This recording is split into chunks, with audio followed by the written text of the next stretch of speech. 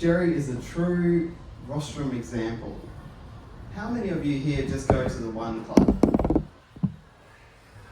Far too few. How many go to two clubs? Far too few. Gerry goes to a whole three, and there's probably a fourth and a fifth in there, Gerry. So he is an expert at telling us the story. Please welcome, telling us about the Nullarbor before bitumen, Gerry Derksen. The Nullarbor before bitumen. What an adventure. It was the days of HQ Holdens and fearless young men. I said to my brother, I got a friend in Sydney. His name is Bucket. We used to call him Bucket. Let's go across the Nullarbor and visit him. My brother said, I'm in. I said, we've got to do this really fast because my holidays are short. So one drives, the other one sleeps. Said, I got you. We drove and we swapped the driving. And then we came to a rough part in the road and it was dark. No bitumen. Bounce, bounce, bounce. Red dirt all over the car. I could never remove that red dirt afterwards. All of a sudden the car stopped.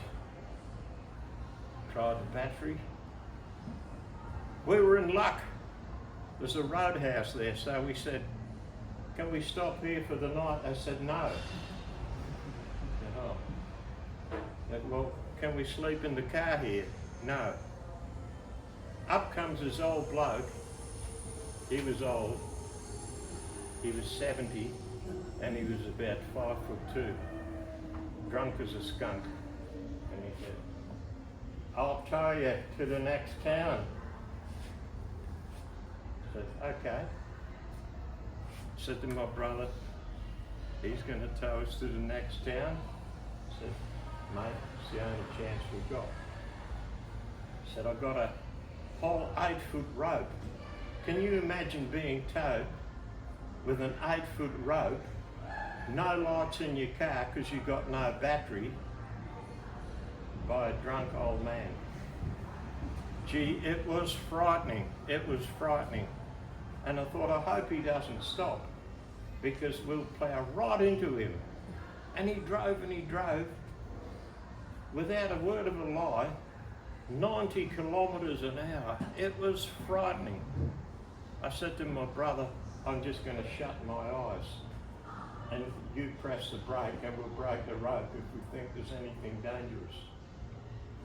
Anyhow, we got to the next place and it was early in the morning. And we said to this bloke, look, can we give you money? He said, no, just get me 2 cartons of beer. So, as it was, the pub was open, we bought him 2 cartons of beer.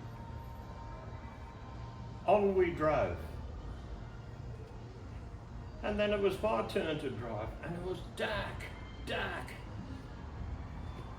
No bitumen. Bang, bang, bang, bang, bang. Oh my God. And I said, look, there's some water there. Maybe we should drive around it, but you couldn't drive around it because the road was like high up and the car would have fallen over.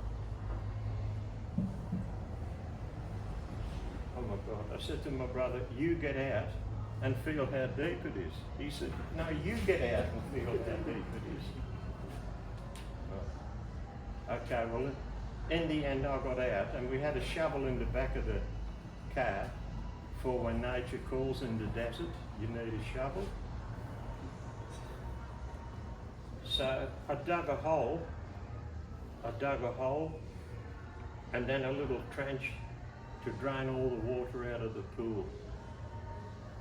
And we got in the car, started it, and it grabbed the ground. I thought, I hope it can do it.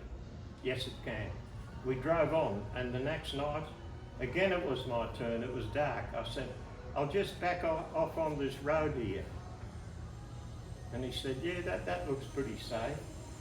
So we put the car down, went to sleep, and you know what? Next morning when we got up, I had parked on a jetty and the back of the car was that far off the end of the jetty. The Nullarbor. before bitumen.